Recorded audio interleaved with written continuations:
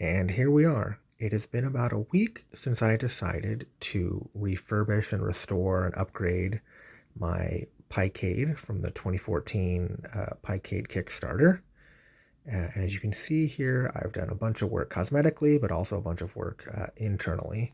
And I'll show that in a second. So cosmetically on the outside, you can see that I've replaced the top marquee up here with some custom art. I tried to make it look like the Street Fighter II Champion Edition arcade machines that I remember seeing as a child.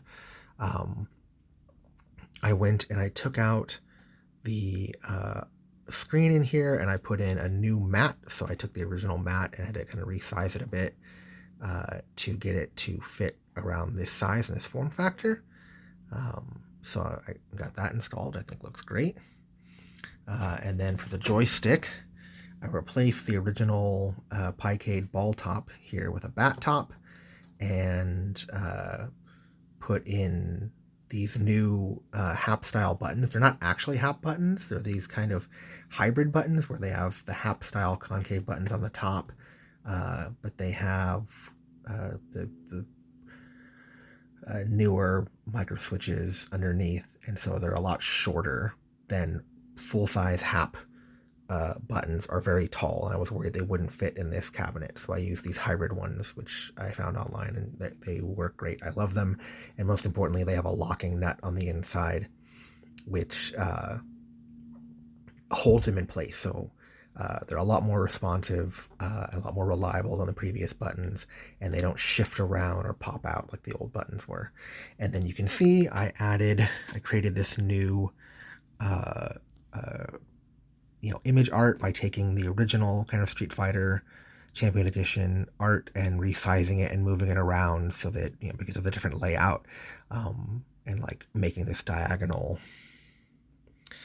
kind of patch here because the way the buttons are laid out here in this diagonal, layout as opposed to the original traditional, straight six. But I replaced all the buttons and they work so much better. And if we go ahead and turn it around and open it up on the inside, so I still have the original back plate that I created with the power input jack and exposed USB and Ethernet. But if we open it up on the inside, I've done a lot of cleaning up work, cleaning up some of my old bad soldering. First, you'll probably see I have a Raspberry Pi 3B in here, and the reason why I went with that is just because it still had the audio out jack and the micro USB input power, and for the price I thought that was the cheapest and easiest way to go to upgrade it without having to go all the way to Raspberry Pi 4s or the new 5s that just came out. And I've also added little heat sinks on there to help with their cooling and performance. It still has the original Mouseberry power circuit setup that I had, so we still have these pins so I can still do a safe shutdown from the power switch. You also see that because this Raspberry Pi has 4 USB plugs, I got rid of the powered USB hub that I had built into the old one. It was just adding a bunch of noise, and I redid a bunch of the soldering. The soldering for the power was adding a bunch of noise into the speakers. And you can see down here I even have a ground loop thing to suppress the noise, and a little splitter here because the jack on the Raspberry Pi goes, has video and audio, so I just want the audio, and now the audio is so much cleaner than it was before. There's no hum or buzz or anything. It sounds much nicer, which I think is great. And I cleaned up a lot of the wiring, shortened a bunch of wires that didn't need to be so long. So I'm going to close that up. And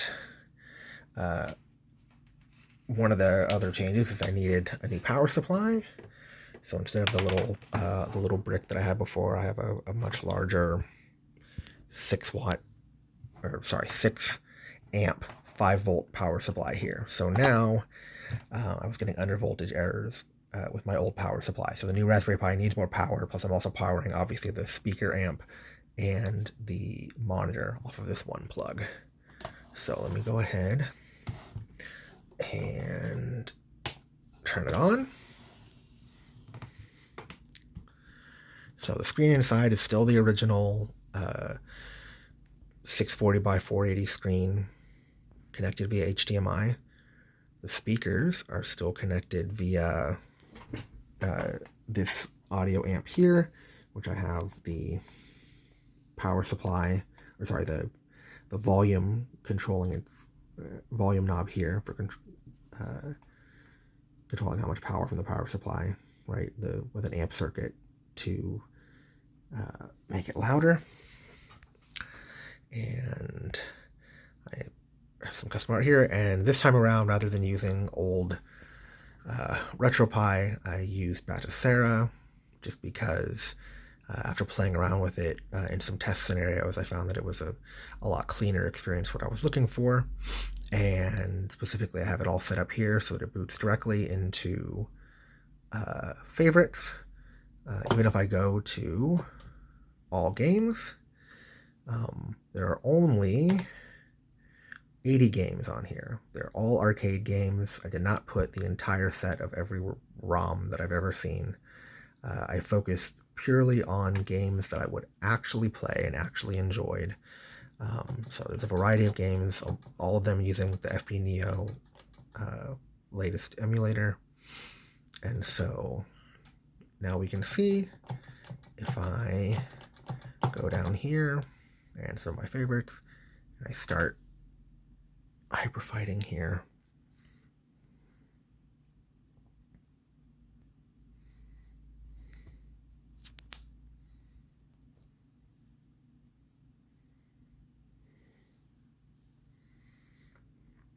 Oh, the other thing I did was I replaced I rewrote the firmware for the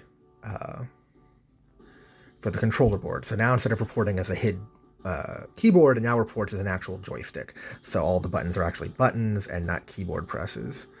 But otherwise, I still keep the same layout where entering coins, start, and you can see that now the game fills, the full screen.